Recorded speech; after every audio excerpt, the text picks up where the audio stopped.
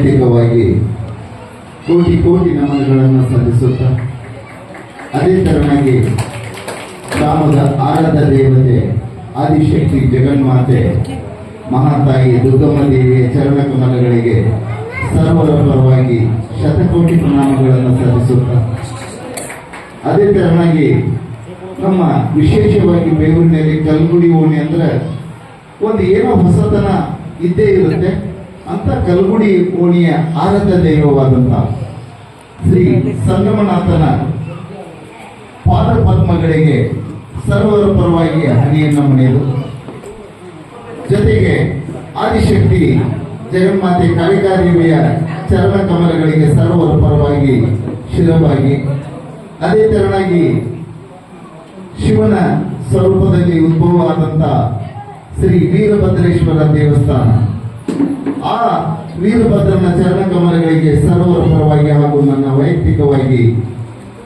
ಭಕ್ತಿಪೂರ್ವಕವಾದ ನಮನಗಳನ್ನು ಸಲ್ಲಿಸುತ್ತಾ, ವೇದಿಕೆ ಮೇಲೆ ಆಶೀರ್ವಾದಂತ ನಮ್ಮೂರಿನ ಆರಾಧ್ಯ ದೈವ ನಡೆದಾಡುವ ದೇವರೇ ಪರಮಪೂಜ್ಯ ಜ್ಞಾನಪದರವರ ಪಾದ ಪದ್ಮಗಳಿಗೆ ಭಕ್ತಿಪೂರ್ವಕವಾದಂತಹ ನಮಸ್ಕಾರಗಳನ್ನು ಸಲ್ಲಿಸುತ್ತಾ, ಅದೇ ತರನಾಗಿ ನನ್ನ ತಾಯಿ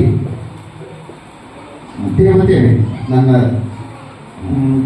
ಜೀವನದಲ್ಲಿ ನನ್ನ ಬಾಳಿನಲ್ಲಿ ದೇವತೆನೆ ಅಂತ ತಾಯಿಯ ಚರಣ ಕಮಲಗಳಿಗೆ ನನ್ನ ಶತಕೋಟಿ ಅಂದ್ರೆ ಲೆಕ್ಕವಿಲ್ಲದಷ್ಟು ನಮನಗಳನ್ನ ಸಲ್ಲಿಸಿದರೂ ನಾನು ಕಡಿಮೆ.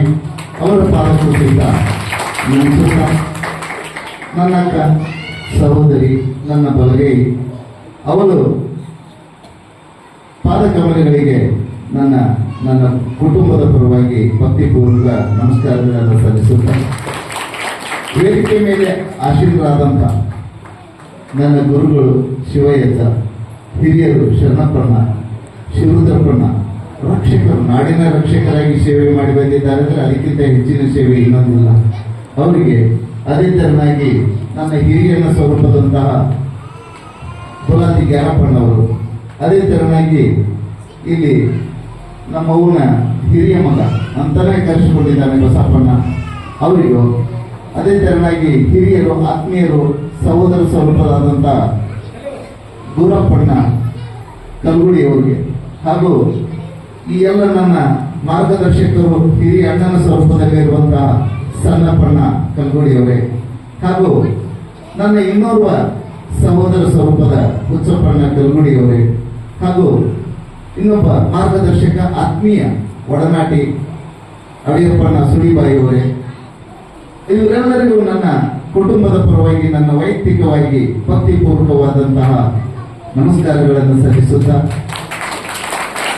ಎಲ್ಲಕ್ಕಿಂತ ಮುಖ್ಯವಾಗಿ ಇಲ್ಲಿ ನನ್ನ ತಾಯಿಗೆ ನಾವು ಒಬ್ಬನೇ ಮಗ, ಆದ್ರೆ ನನ್ನ ತಾಯಿ ತಿಳ್ಕೊಂಡಿದ್ದಾರೆ ಇಷ್ಟೆಲ್ಲ ನನ್ನ ಮಕ್ಕಳು ಅಂತ ತಿಳ್ಕೊಂಡಿದ್ದಾರೆ. ಅವರ ಒಂದು ವಿಶಾಲವಾದಂತ ಹೃದಯ, ನಾ ಏನ್ ಹೇಳ್ಬೇಕು ಗೊತ್ತಾಗ್ತಾ ಇಲ್ಲ. ಗುರಪ್ಪಣ್ಣ ಮಣಿ ಕರೆಯಕ್ ಬಂದ, ವಲ್ಲಪ್ಪ ನೀವು ಮುಂದೆ ನನಗೆ ಮಾತಾಡಕ್ಕಾಗಲ್ಲ, ಕಣ್ಣ ದೃಷ್ಟಿ ಕಡಿಮೆ ಆಗಿದೆ, ಕಿವಿ ಕೇಳಲ್ಲ, ಯಾರ ಜೊತೆ ನನಗೆ ಮಾತಾಡಕ್ಕಾಗಲ್ಲ, ನಾ ಬಂದು ಏನ್ ಮಾಡ್ಲಿ, ನೀವೆಲ್ಲ ನನ್ನ ಮಕ್ಕಳು, ನೀವೆಲ್ಲರೂ ನನ್ನ ಮಕ್ಕಳು ಅಂತ ಹೇಳಿದಾಗ ನನಗೆ ಆದಂತ ಆನಂದ ಎಷ್ಟು ಅಂದ್ರೆ, ನಿಜವಾಗ್ಲೂ ನಾನು ನನ್ನ ತಂದೆಯ ಹೊಟ್ಟೆಯಿಂದ ಒಬ್ಬನೇ ಮಗ, ನಮ್ಮ ದೊಡ್ಡಪ್ಪನ ಹೊಟ್ಟೆಯಿಂದ 4 ಜನ ನನ್ನ ಸಹೋದರಿ ಕೂತಿದ್ದಾರೆ, ಒಬ್ಬರದರಲ್ಲಿ ಇನ್ನು 3 ಜನ ಇಲ್ಲ. ಆದ್ರೆ ನಾನು ನನ್ನ ತಂದೆ ಹೊಟ್ಟೆ ನಮ್ಮ ತಾಯಿ ಗರ್ಭದಿಂದ ಒಬ್ಬನೇ ಜನಿಸಿದ್ದೀನಿ ಅಂತ ನಾನು ತಿಳ್ಕೊಂಡಿದ್ದೆ. ನಮ್ಮ ಅವ್ರು ಹೇಳಿಬಿಟ್ಲಿ ಇವತ್ತ, ನೀವೆಲ್ಲರೂ ನನ್ನ ಮಕ್ಕಳಪ್ಪ, ನಿಮ್ಮೆಲ್ಲರಿಗೂ ನನ್ನ ತಾಯಿ ಇದ್ದಂಗೆ, ಅದಕ್ಕೆ ನನಗೆ ಬರೋಕ್ಕಾಗಲ್ಲ, ನೀವೆಲ್ಲ ಮಕ್ಕಳು ಒಂದಾಗಿ ಚೆಂದಾಗಿ ಇರ್ತಿರ್ಲಿಲ್ಲ, ಅದ ನನಗೆ ಬಹಳ ಖುಷಿ ಆಗೈತಿ ಅಂತ ಹೇಳಿದ್ದಲ್ಲ. ಇಷ್ಟು ವಿಶಾಲವಾದಂತ ಗುಣ ಅವಳಲ್ಲಿ ಐತಲ್ಲ, ಅದಕ್ಕೆ ತಕ್ಕಂಗೆ ಇವರೆಲ್ಲರೂ ಮಕ್ಕಳಾಗಿ ನಡ್ಕೊಂಡಿದ್ದಾರಲ್ಲ. ಇವರೆಲ್ಲ ಹೇಳಿದ್ರು ನಮ್ಗೆ ತಾಯಿ ಕಳ್ಕೊಂಡಿದ್ದೀವಿ, ನೀನೇ ತಾಯಿ ಅಂದ್ರು. ಈ ಬಾಂಧವ್ಯ ಏನ್ ಕೊಟ್ಟರೆ ಸಿಗತ್ರಿ ಜಗತ್ತಿನಲ್ಲಿ. ಅದಕ್ಕೆ ಅಂತಾಗಿ ನನ್ನ ಎಲ್ಲ ಸಹೋದರ ಬಳಗಕ್ಕೆ, ಅದೇ ತರನಾಗಿ ಇಲ್ಲಿ ನನ್ನ ಮುಂದೆ ಕುಂತ ನನ್ನ ಸಹೋದರಿಯರು, ಮುದ್ದು ಮಕ್ಕಳು, ಮೊಮ್ಮಕ್ಕಳು, ತಾಯಂದಿರು ಸ್ವರೂಪದಲ್ಲಿರುವಂತ ಇವರೆಲ್ಲರಿಗೂ ನನ್ನ ಕುಟುಂಬದ ಪರವಾಗಿ ನನ್ನ ವೈಯಕ್ತಿಕವಾಗಿ ಭಕ್ತಿಪೂರ್ವಕವಾದಂತ ನಮಸ್ಕಾರಗಳನ್ನು ಸಲ್ಲಿಸ್ತಾ, ಈ ಕಾರ್ಯಕ್ರಮ ಯಾಕ ಈ ಎಷ್ಟು ಅದ್ದೂರಿಯಿಂದ ಮಾಡಿಕೊಂಡ್ರು ನನಗಂತಿ ಹೇಳಬೇಕಂದ್ರೆ ಮಾತುಗಳೇ ಬರ್ತಾ ಇದೆ. ನಾನೇನೋ ಸರ್ಕಾರಿ ನೌಕರಿಯಲ್ಲಿ ಸೇರ್ಬೇಕಂದ್ರೂ ನನ್ನ ಎಲ್ಲ ಗೆಳೆಯರ ಬಳಗ, ತಾಯಿಯಂದಿರು, ಸಹೋದರಿಯರ ಬಳಗನೇ ಕಾರಣ. ನನ್ನ ಬಡತನದ ಕುಟುಂಬದಲ್ಲಿ ಜನಿಸಿದಂತ ವ್ಯಕ್ತಿನ ಹೊಲಗಳೆಲ್ಲ 4 ಕೂರಿ ಹೊಲ, ದೊಡ್ಡಪ್ಪರದಾರ, ಅಣ್ಣ ಅದಾರ. ಆದ್ರೆ ನನ್ನ ಅದೃಷ್ಟ ಹೆಂಗಿತ್ತು ಅವಾಗ ಗೊತ್ತಿಲ್ಲ. 4 ಕೂರಿಗೆ ಹೊಲ ಇದ್ರು ಒಂದೊಂದು ಸಾರಿ ನಮ್ಮ ತಾಯಿ ತಾನು ಉಪವಾಸ ಬಿದ್ದು ನನಗೆ ಉಣಿಸಿದಂತ ಸಂದರ್ಭ ಅಂತದ್ರಾಗ ಬೆಳೆದಂತ ನಾನು ಹಾಗೆ ಕಲಿತಾ 7ನೇತೆ ಸರ್ಕಾರಿ ಪ್ರಾಥಮಿಕ ಶಾಲೆ ಬೆಂಗಳೂರಲ್ಲಿ ಕಲಿತೆ. 2ನೇತೆ ಮುಗಿಸಿದ ಕೂಡಲೇ ನಮ್ಮ ತಾಯಿ ನನ್ನನ್ನ ಶಾಲೆ ಬಿಡಿಸ್ತೀನಿ ಅಂತ ಶಾಲೆ ಬಿಡಿಸಿದ್ವಿ. ನಮ್ಮ ತಾಯಿಯ ತಾಯಿ ನನ್ನ ಪಾಲಿಗೆ ಅವಳೇ ಈಗ ದೇವರು, ಪ್ರತ್ಯಕ್ಷ ದೇವರು. ಅವರ ಮನೆಯವರು ಅಂದ್ರೆ ನಮ್ಮ ದೊಡ್ಡಪ್ಪ ಅವರು ಬಂದು, ಹುಡುಗ ಶಾಲೆ ಹೋದನ್ನ ಸಾಲಿ ಬಿಡಿಸ್ಬೇಡ, ಒಕ್ಕಲ್ತನ ಹಚ್ಚಬೇಡ, ಇನ್ನ ಈಟದನ್ನ ಏನ್ ಮಾಡ್ತೀವಿ ಬೇಡ ಅಂತ. ನನಗೇನೋ ಮಾಡವೇ ಇಲ್ಲ. ಯಾಕಂದ್ರೆ ನಾನು 5 ತಿಂಗಳ ಮಗುವಿದ್ದಾಗ ನನ್ನ ತಂದೆಯನ್ನು ಕಳ್ಕೊಂಡಿದ್ದೀನಿ. ನನ್ನನ್ನ ಹೆಂಗ ಬೆಳೆಸಿದಾರೋ ಆ ಭಗವಂತನಿಗೆ ಗೊತ್ತು.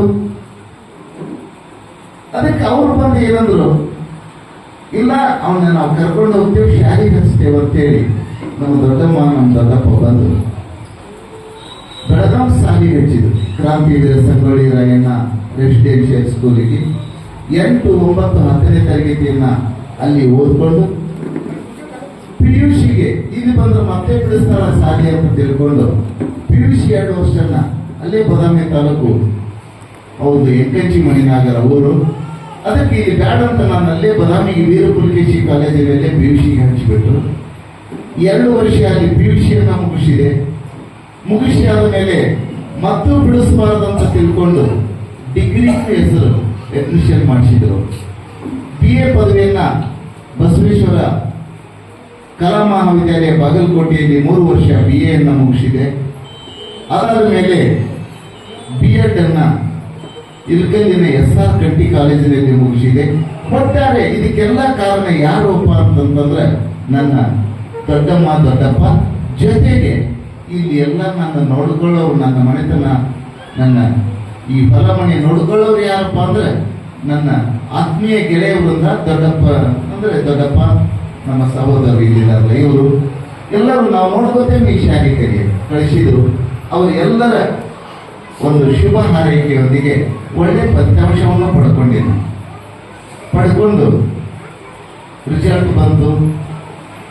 ಎಲ್ಲ ನನ್ನ ಗೆಳೆಯ ಬಳಗ ಎಷ್ಟು ನನ್ನ ಜೀವನದಲ್ಲಿ ಸಹಾಯ ಮಾಡಿದ್ದಾರೆ ಅಂದ್ರೆ ಅದನ್ನು ಹೇಳಲಿಕ್ಕೆ ಶಬ್ದಗಳೇ ಸಾಲ. ನೌಕರಿಗೆ ಅರ್ಜಿ ಹಾಕಂದ್ರು. ಅವಾಗ ಹೆಂಗಿತ್ತು ಅಂತಂದ್ರೆ ರೊಕ್ಕ ಕೊಟ್ಟು ಹೋಗುವಂತ ಪರಿಸ್ಥಿತಿ ಇತ್ತು. ರೊಕ್ಕ ಕೊಟ್ಟು ಹೋಗಕ್ಕೆ ನನ್ನಿಂದ ಆಗ್ಲಿಲ್ಲ. B.Ed ಮುಗಿದ ಕೂಡಲೇ 1990 ಇಸ್ವಿಯಾಗಿ ಮುಗಿತು. ವೀರ ಪುಲಕೇಶಿ ಕಾಲೇಜಿನಲ್ಲಿ ನಾನು ಒಂದ್ಸರಿ ಹೇಳಿದ್ದೀನಿ, ಆದರೂ ಇಲ್ಲಿ ಹೇಳಲೇಬೇಕಾಗಿತ್ತು. ಒಂದು ಕನ್ನಡ ಮಾಸ್ಟರ್ ಪೋಸ್ಟ್ ಖಾಲಿ ಇತ್ತು, ಅದಕ್ಕೆ ಅರ್ಜಿ ಹಾಕಿದೆ. ನನ್ನ ಮಾರ್ಕಸ್ ಚೆನ್ನಾಗಿತ್ತು, ಇಂಟರ್ವ್ಯೂ ಚೆನ್ನಾಗಾಯ್ತು, ಒಂದು ಪಾಠ ಕೊಡೋದು ಪಾಠನೂ ಚೆನ್ನಾಗಾಯ್ತು. ಎಲ್ಲ ಮುಗಿದಾದ ಮೇಲೆ 13 ಮಂದಿ ನಾವಲ್ಲಿ ಒಂದು ಪೋಸ್ಟಿಗೆ ಕಾಂಪಿಟೇಷನ್ ಮಾಡ್ಕೊಂಡಿದ್ದೇವೆ. ಮುಗಿದಾದ ಮೇಲೆ ಅವರು ಸಂದರ್ಶನ ಅಂದ್ರೆ ನಮ್ಮ ಸಂಘ ಬೆಳಿಬೇಕು, ಸಂಸ್ಥೆ ಬೆಳಿಬೇಕಂದ್ರೆ ನೀವು ಡೊನೇಷನ್ ಕೊಡಬೇಕು ಅಂತ ಕರ್ಕೊಂಡ್ರು. ಅವಾಗ ಒಬ್ಬೊಬ್ಬರನ್ನ ಕರೆದು ಕೇಳಿದ್ರು. ನಾನು ಅವಾಗ ಒಂದು 60,000 ನನ್ನ ಕಡೆ ಇತ್ತು. ಅಂದ್ರೆ ನಮ್ಮ ಹೊಲ ಮುಳುಗಡೆ ಆಗಿ ಹೋಗಿತ್ತು. ಅವಿಷ್ಟು ಹಣಗಳನ್ನ ನಮ್ಮ ತಾಯಿ ಕೂಡಿಟ್ಟಿದ್ರು. ಹೆಂಗ್ ಕೂಡಿಟ್ಟಿದ್ರು ಆ ಪುಣ್ಯಾತ್ಮಿಗೆ ಗೊತ್ತು. ಕಡು ಬಡತನದಲ್ಲಿ ಅವ್ರು ಕೊಡ್ತೀನಿ ಅಂತ ನಾನು, ಅವರು ಇಷ್ಟಾದ್ರೂ ನಮ್ಮ ಸಂಘ ನಡೆಯಲ್ಲ, ಮಾಡಬೇಕು ಅಂತ. ನಮ್ಮ ಮಾಮ ಇದ್ದಾರೆ, ನಮ್ಮ ಅಕ್ಕನ ಗಂಡ ಅಲ್ಲೇ ನೌಕರಿ ಮಾಡ್ತಿದ್ರು. ಅಂದ್ರೆ ನಮ್ಮ ದೊಡ್ಡಮ್ಮಗೆ 2ನೇ ಮಗಳು ಕೊಟ್ಟೈತಿ. ಅವ್ರು ಏನಂದ್ರು, 1,20,000 ರೂಪಾಯಿ ನಾ ಕೊಡ್ತೀನಿ, ನೀ ಸುಮ್ಮನೆ ಇರು. ಎಲ್ಲಿಂದ ಕೊಡೋದು ಮಾಮ ಅಂದೆ. ನಾ ಎಲ್ಲ ಕೊಡ್ತೀನಿ ಬಿಡು ಅಂತ. ಏನು ಮುಂದೆ ಆಸೆ ಇಟ್ಟುಕೊಂಡನೋ ಅವನ ಹೃದಯನ ಹಂಗಿತ್ತು. ಆಯ್ತು 1,20,000 ಅವಾಗ ಕೊಡ್ತೀನಿ ಅಂತಂದ. ನನಗೆ ಲಕ್ಷದ ಅವಾಗ ಏನ್ ನೋಡೇ ಇಲ್ಲ. ಅಂತದ್ರಾಗ ಅವ ಕೊಡ್ತೀನಂದ. ಆದ್ರೂ 13 ಮಂದಿಯಲ್ಲಿ ಒಬ್ಬರು ಗುಂದರಿಯಲ್ಲಿ ಕೋತ್ ಅನ್ನುವಂತ ಒಬ್ಬ ವ್ಯಕ್ತಿ, ಅದೇ ಬದಾಮಿ ತಾಲೂಕಿಗೆ PS ಆಗಿದ್ರು. ಅವರು ತಮ್ಮೊಬ್ಬ ಇದ್ದ, ಅವನು ಅಲ್ಲಿ ಇಂಟರ್ವ್ಯೂ ಕೊಟ್ಟಿದ್ದ, ಅದೇ ನನ್ನ ಪೋಸ್ಟಿಗೆನೆ ಕನ್ನಡ ಮಾಸ್ತರ್ ಆಗಾಕ. ಅವ್ರು ಏನ್ ಮಾಡಿದ್ರು, ಒಂದು ಬ್ಲಾಂಕ್ ಚೆಕ್ ಕೊಟ್ಟುಬಿಟ್ರು, ನೀವು ಸಂಘಕ್ಕೆ ಎಷ್ಟರ ಬರ್ಕೊಳ್ರಿ ಅಂತ. ಎಷ್ಟರ ಬರ್ಕೊಳ್ರಿ ಅಂದ್ರೆ ಅವರು ಅನುಕೂಲಸ್ಥರು, ನನಗೆ ದುಡ್ಡು ಕೊಡಕ್ಕಾಗಲ್ಲ.